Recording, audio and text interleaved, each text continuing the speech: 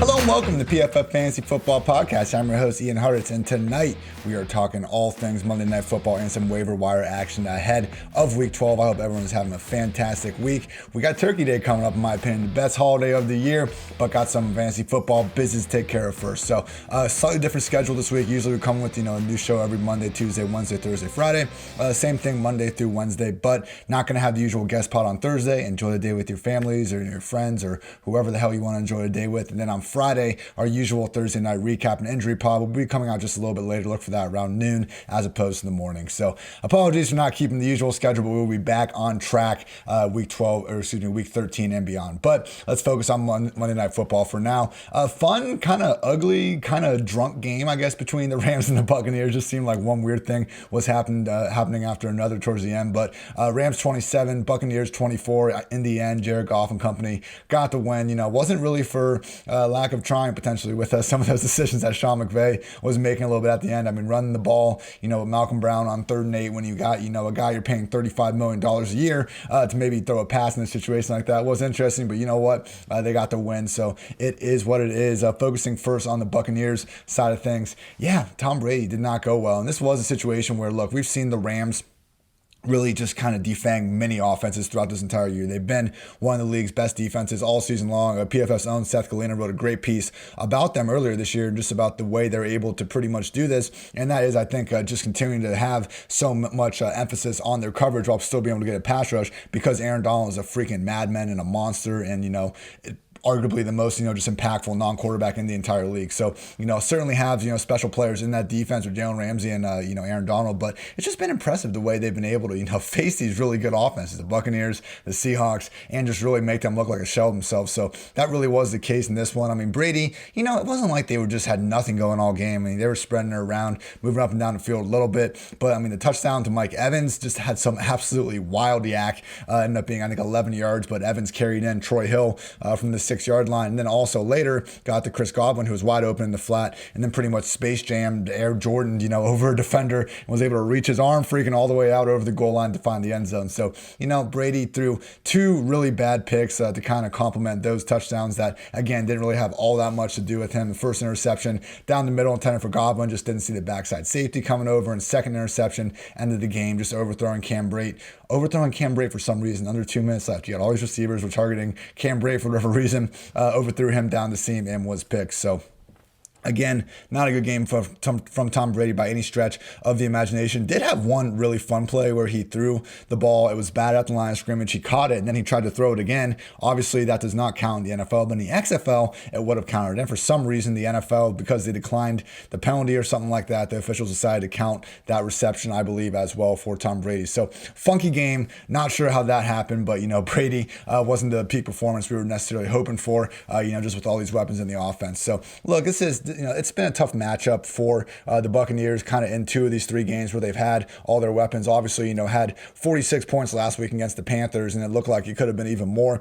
But now with the Saints and Rams, really shutting them down, it's been interesting to see. But moving forward, they got the Chiefs, and then they got a Week 13 bye, and they end the season with Vikings, Falcons, Lions, and Falcons. Like, oh my goodness, you could not dream of a better way for the Buccaneers to enter the playoffs than getting a bye, and then facing those 4 secondaries to kind of get everything right, during the fantasy playoffs and up into the real playoffs. So, they could be going to this bye week with 3 or 4 losses, against the Saints, Rams, and Chiefs potentially, but that might just be a good time, during that Week 13 bye after that Chiefs out to consider buying, at least maybe to win an NFC side or get to the Super Bowl sort of ticket, because again, Buccaneers, they got way too much talent, I think, to continue putting forward these sort of, just underwhelming performances on offense. And again, with that final stretch, they really could be, just making some noise right and peaking right at the right time as they get into January.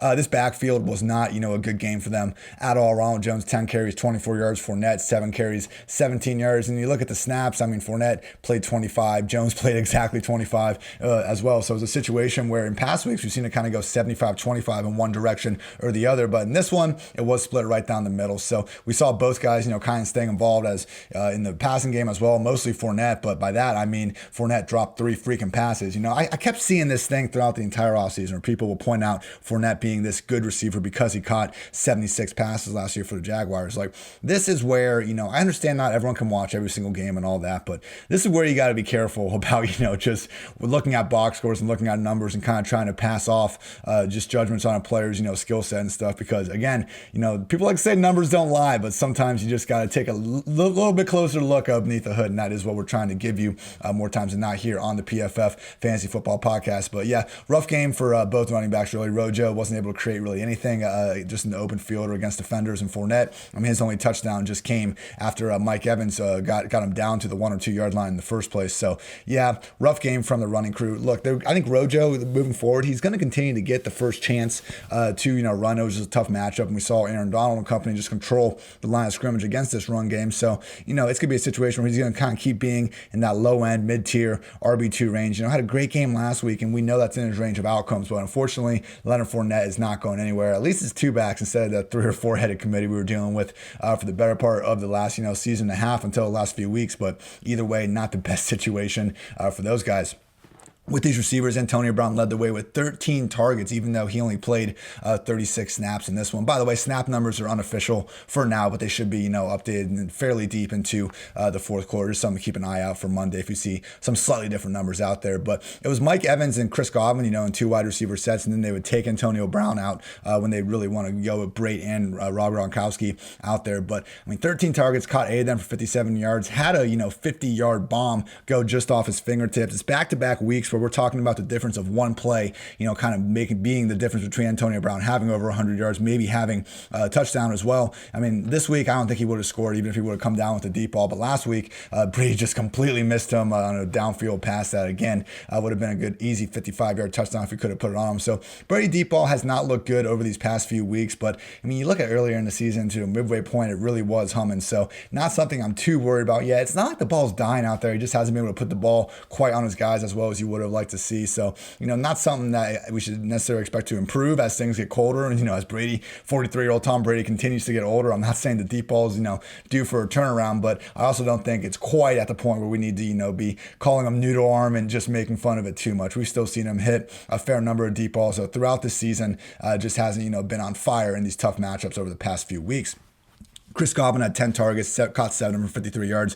Evans had 9 targets, caught 5 of them for 49 yards. Second straight week, with all these guys that we've just seen the passing game so condensed around their top 3 wide receivers. And unfortunately, in this game, we didn't see the super high-end range of outcome for anyone. But I think it's pretty clear that this Buccaneers offense is one of few in the league that can consistently enable 3 fantasy relevant wide receivers. So kind of same thing in Pittsburgh. Like, we're not going to get the overall ceiling that we would like from maybe the passing game to flow through just one guy further and away. But I think each of AB, Godwin, Evans, they're going to continue to be at a minimum top 30 options every single week. And I think, in better matchups where we can really expect Brady and company to have some success, we're going to be sliding all 3 of them in that top 24, top 25 range. So we're going to have some duds, but Brady is concentrating his target share enough around these 3 guys that each of AB, Godwin, and Evans, despite, this kind of up and down start to their tenure together, I think all 3 of these guys are going to be wide receiver 2s more often than not moving forward. Rob Gronkowski, 2 catches on 6 targets, 25 yards. It's just kind of been a thing with him where, if Brady puts it right where it needs to be, Gronk's able to make something happen with it, but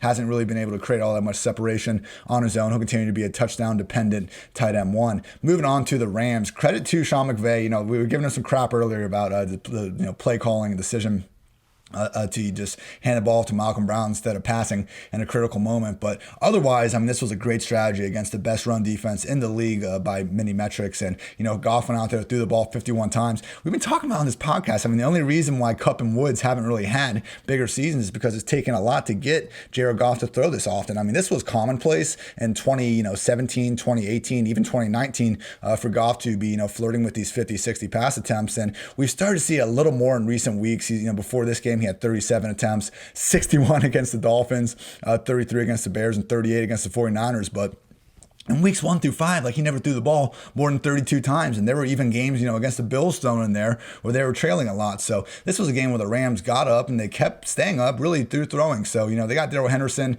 8 carries, Cam Akers, 5, Malcolm Brown, 3. They tried to run the ball a little bit more in the second half once they did have that lead. But overall, it was just Jared Goff airing the ball out. And I don't think he's going to be throwing the ball 50 times moving forward. But at a minimum, I think we can start to move Kupp and Woods more into that, top 16 range each as opposed to, the top 24. For Woods in particular, it's been rough over the past few weeks. Josh Reynolds really butting his way in, but we did not see that as much in this one. It was all Cooper Kupp in the first half. I believe he had 9 or 10 of his, 11 catches all in the first half, just absolutely dominating. And then it seemed like right when Tampa Bay went to cover him more, Robert Woods just took over that same role. So, Josh Reynolds played 57 snaps. I mean, Kupp was at 44 and Woods was at 58. So even though Van Jefferson had that, goal line touchdown where he ran a nice isolation slant, it wasn't like Reynolds, had any fewer just snap opportunities than we're used to. He just had 6 targets in this game. So he's going to continue to be more of a boom or bust wide receiver 4 as opposed to Kupp and Woods, kind of being in those top 20 options at the position. We just need to realize that, it's going to be tough for this offense to probably have this much volume moving forward. Reynolds could have had a slightly bigger game if he would have, come down with this one deep ball where he had a step, but would have had to be pretty nice from Goff on that one to make it happen.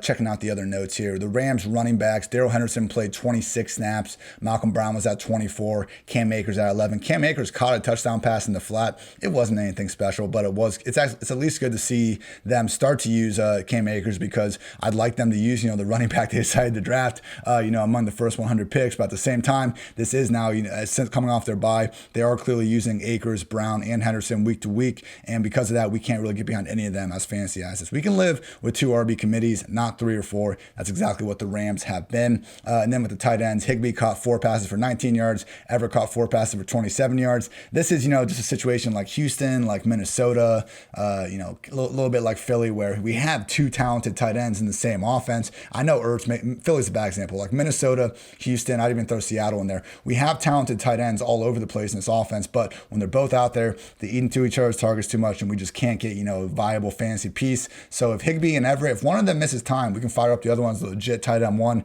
Otherwise, they're going to continue to be touchdown dependent, tight end 2s at best. So that's going to do it with this Monday Night Football recap. Before we get on to the waiver wire section, I just want to say, people, a lot of you reach out sometimes and you say, Ian, love PFF. I'd love to get a subscription. Do you have a code for me? I do. What you need to do, everyone, is go to Monkey Knife Fight. And when you go to Monkey Knife Fight, you got to deposit $20. Use code PFF, and you will not only get a free PFF Edge subscription, which is a $40 value, but you'll also have the chance to turn that $20 into some more money playing prop games, playing daily fantasy contests on Monkey Knife Fight, one of the fastest growing companies in the industry. So go to Monkey Knife Fight, code PFF, go get that free PFF Edge subscription, $40 value for $20, and hey, might just make some more money along the way. All right, everyone, I want to talk some waiver wire goodness. There isn't a ton out there this week, but I've gone through Yahoo, ESPN, just looked at some of the transactions, who are other guys that are under 50% owned, and just to kind of give you guys my opinion on everyone. So just because I'm listing the person here doesn't mean I'm recommending them, and I'm going to make that very clear. Don't worry about that. But just realize I'm trying to touch on bigger name guys so we can get a better idea of if you should be going after them or not. So to start off, we have Gus Edwards as probably the primary ad of the week if he is out there, because both J.K. Dobbins and Mark Ingram have hit the COVID list. Incredibly unfortunate, because it did look like Dobbins was going to finally be, a usable RB2 and free from this 3-back committee, because last week Dobbins played 63% snaps, had 15 carries and 2 targets. Gus was all the way down 21% and had 3 carries, and Mark Ingram was at just 8% and 2 carries. I mean, Justice Hill played more snaps than Mark Ingram last week. So, to that point, it's not going to be only the Gus Edwards show. I mean, he's never had a game where he's caught more than 2 passes. They just don't really trust him as a receiver. And don't forget about Justice Hill. I mean, last year, he literally led this backfield in snaps in the AFC divisional round in that loss to the Titans. So if we're looking at a Ravens offense that, is facing a really good Steelers defense, hey, if they get behind early, we actually could see Justice Hill, just because of negative game script, end up playing more snaps. But we also have more than enough evidence that, the Ravens are comfortable giving Gus, a true RB1 workload. I mean, in 2018, before Mark Ingram was there, they put in Gus with Lamar Jackson when they decided to make that switch following their bye, and Gus averaged 16.3 rush attempts in his, 8 or 9 games, including the playoffs with Lamar under center. And then week 17 last season with Ingram, I think he had actually an ankle injury, but they weren't playing their starters anyway. Gus had 21 carries in that game on a 68% snap rate. So if the Ravens can play with a lead or just keep things close, Gus is going to be looking at 20 potential carries in combined targets. But if they get behind, I'm a little bit more worried. Could be more in that 12 to 15 range. So there's a little bit more of a floor than I think we might realize. But either way, being the lone running back in Baltimore, he is going to be I haven't quite done my ranks yet. I would say he's going to be right in that kind of RB 15, RB 16 range. I would put him ahead of, the Giovanni Bernards, the Duke Johnsons, the Salvin Ahmeds of the world, these guys that have been popping up recently. But I think Edwards, we have a little bit more evidence of him in this offense actually being a legit fantasy RB2 value. I would also just note real quick, if you see someone drop Dobbins, just because of this situation, pick him up, because we've seen some of these COVID issues. Obviously, every case is different, but, for all we know, he could be ready to go by Friday or Saturday and only miss this 1 week. And then we have the Ravens starter, from week 13 on. So definitely go get Gus Edwards. I'm fine. Hey, it's fantasy playoffs coming up. If you need a win, I do think Gus Edwards is probably your main guy to get the most points this week. I will say, if you really want more production down the road, there's another running back I would turn to, and that is Mr. James White. We're expecting Rex Burkhead to miss a good chunk of time. I didn't see if he's officially been placed on the injured reserve list yet, but really didn't look good when it happened. And, at a minimum, we are expecting Burkhead to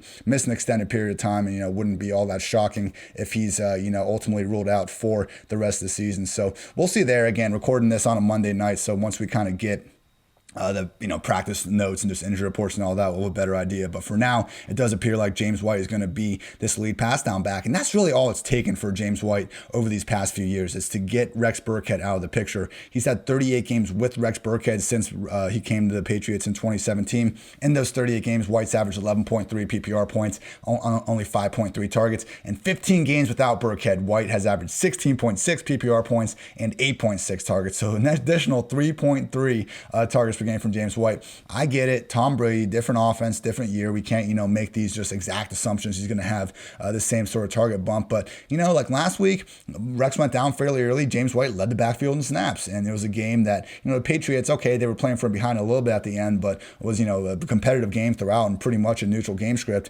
throughout. So had a season high 9 targets in that. Earlier this year against the Broncos, he had 8 catches for 65 yards. So it's not like he's just been a complete waste of space, without Brady in action. We just haven't seen any touchdowns yet. And again, when Rex Burkhead is there, we just don't see either him or James White have all that much consistency. So I think removing Rex Burkhead from the picture, it's going to make James White arguably the number 1 pass game option in New England here moving forward, just in terms of raw targets. Okay, we're going to see Jacoby Myers and we're going to see Demir Byrd have their weeks as well, but the Patriots offense in recent weeks, especially Cam Newton, they are looking better. So, James White, not just your everyday pass down back. They love him in New England. They're going to just scheme him targets as it is. And even if we're not going to get these, 10 plus target games that we might see in an extreme negative game script, I still think more weeks than not, as long as Burkhead remains sidelined, we can count James White in for, 8 to 10 combined carries and targets, and that's a pretty good workload to have potentially sitting out there on your waiver wire.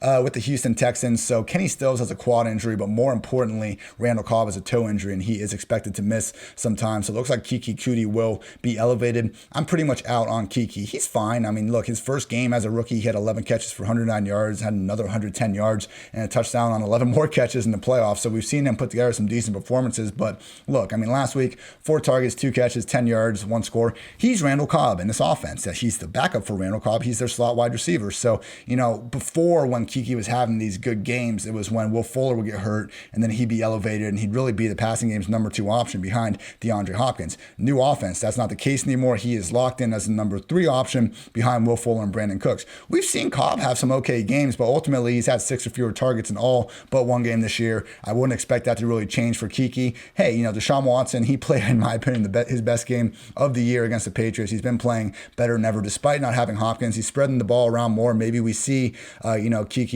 get around those 6 to 8 targets per week. I don't think he will. I think it's going to be more 4 to 6 targets per week, and they're going to be lower average target depth, not as fancy friendly as the sort of looks Fuller and Cooks are getting. So, hey, if you're really desperate and you need someone, you just want a receiver, out there running around with Deshaun Watson under center. There's worse guys out there, that's for sure. But Keke would not be someone I'd be prioritizing on the waiver wire at all, just considering, again, he is the number 3 pass game option in his offense in any given week at best.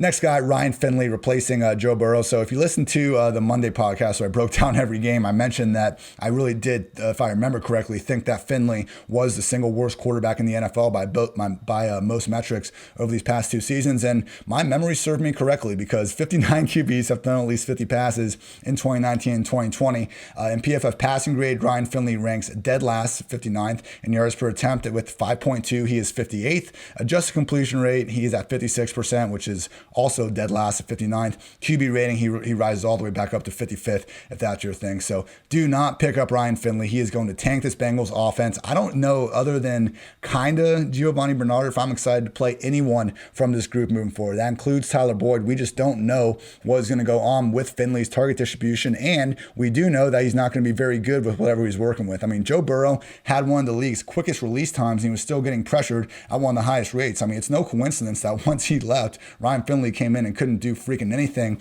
against the Washington football team. And you look at this, kind of ending schedule for the Bengals. They got an underrated Giants defense, on deck in week 12. They got to go into Miami in week 13. Then they get the Cowboys, and then we got the Steelers, Texans, and Ravens to finish things off. Just not, an offense I think we should have any sort of high expectations for. Wouldn't be shocked at all if we just almost see them roll over more weeks than not. I just think Finley probably is that bad at this point. There's just nothing around him to even somewhat help this situation. Unfortunately, it had to come out like this, but yeah, other than Giovanni Bernard, it's just, a volume-based borderline RB2. I think we're better off staying away for at least week 12 and probably longer in Cincinnati. So with the Atlanta Falcons, I spent like a good 15 minutes of the Monday night game, just soaring over Twitter looking for Christian Blake and Olamide Zaccheaus news, because Julio Jones bothered by his hamstring injury. We've seen Matt Ryan, actually kind of feature one of these auxiliary guys when that happens, and I wanted to kind of figure out who it's been, because we've seen it kind of jump between the guys over the past few weeks. And so in the first 3 games without Julio, it was Olamide who was starting with Julio down. But then last week, Christian Blake got the job after Julio only played 21% of the snaps. And then in week 9, though, without Calvin Ridley, it was Zaccheaus getting the run as well. So really, we've had 5 overall instances, I guess, of one of Julio and Ridley being down. And Zaccheaus has been the guy in 4 of those instances. Christian Blake only in the most recent one. It could be because Zaccheaus was limited last Friday with a knee injury, but he didn't have an injury designation.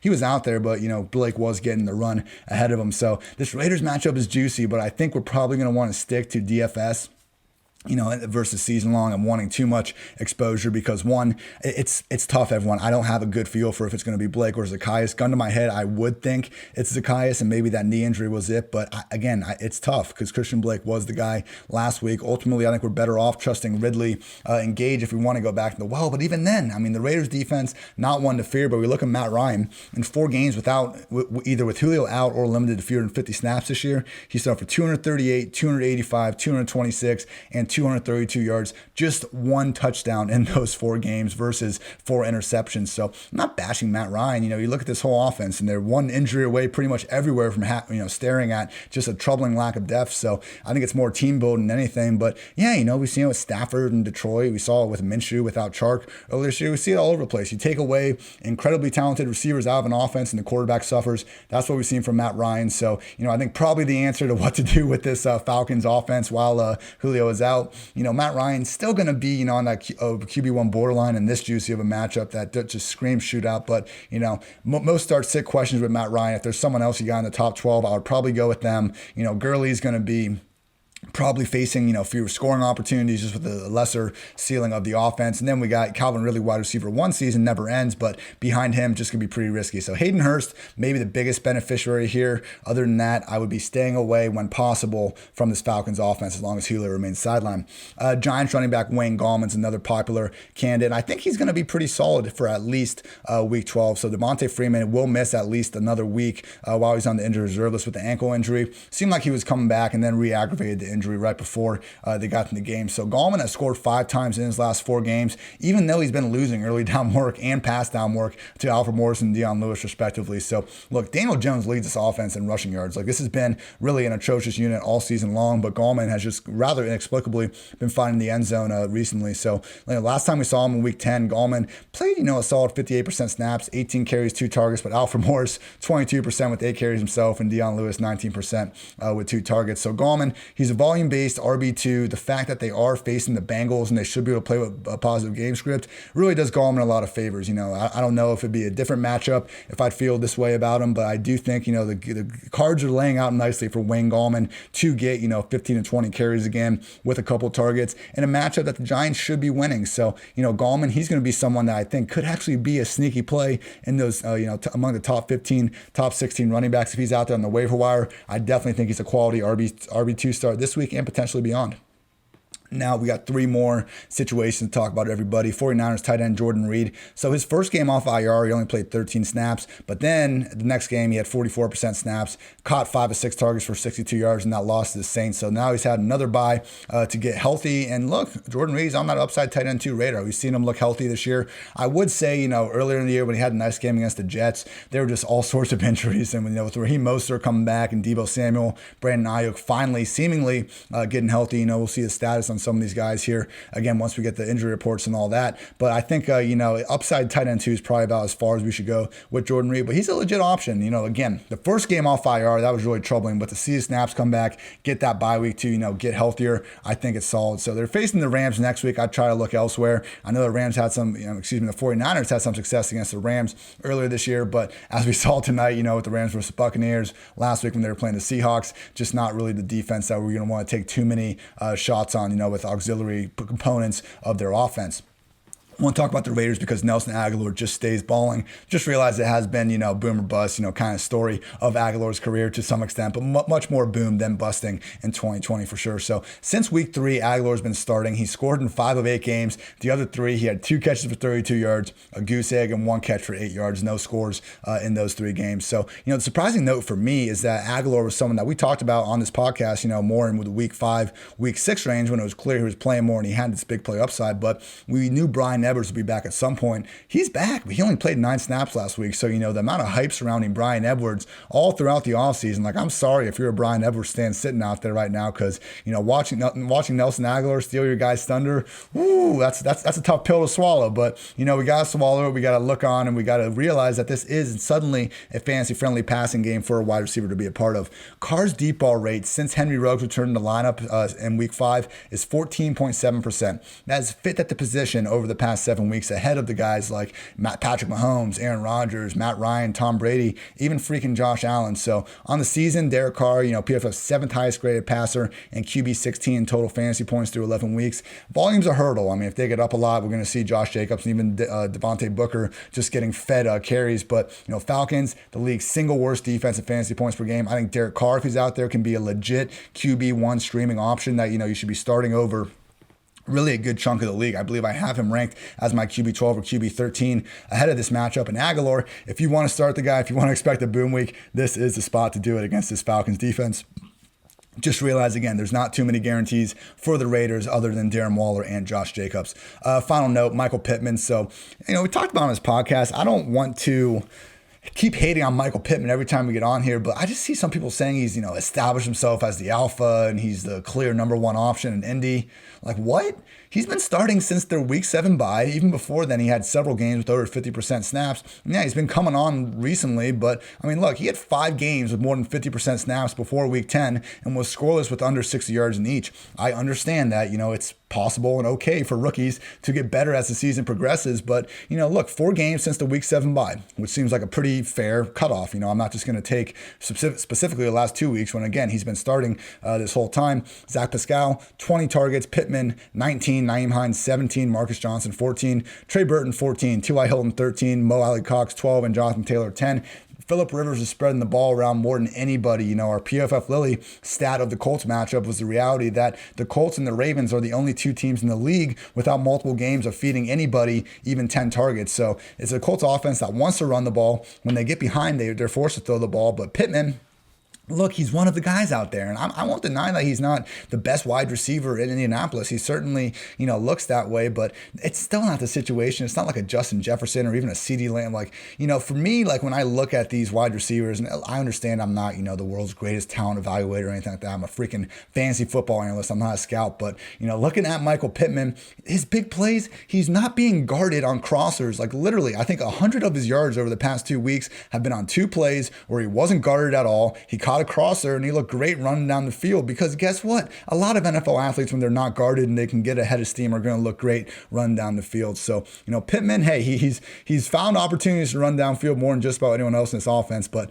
only 2 games from this receiving group all year with more than 75 yards. Pittman has one of them. Marcus Johnson has the other one. I think Pittman is probably my bet to lead the team in receiving every week, but I just don't think even that role is, enough to really warrant this high-end fantasy consideration. So, like, would injuries help this target share? I don't think so. Rivers, he's going to keep spreading the ball around. Pittman's going to need to keep making the most out of these yak opportunities because, we haven't seen just this, route running goodness able to just create, constant separation like a Jerry Jeudy. We haven't seen, just elite contested ball skills or anything like that. So to me, the production's been a little bit fluky. The usage has been fine, but nothing that we should be really freaking out about. And it's in a passing game that I just want nothing to do with. So let someone else, use all their fab on Michael Pittman. Even if you're able to get him, for free or just upgrade a bench spot, like he's just not someone we're going to be looking to start more weeks than not unless, you're in one of these deeper leagues. So, hey, maybe the rookie proves me wrong and he's really just about to come on. But I just think that, might be more of a situation where,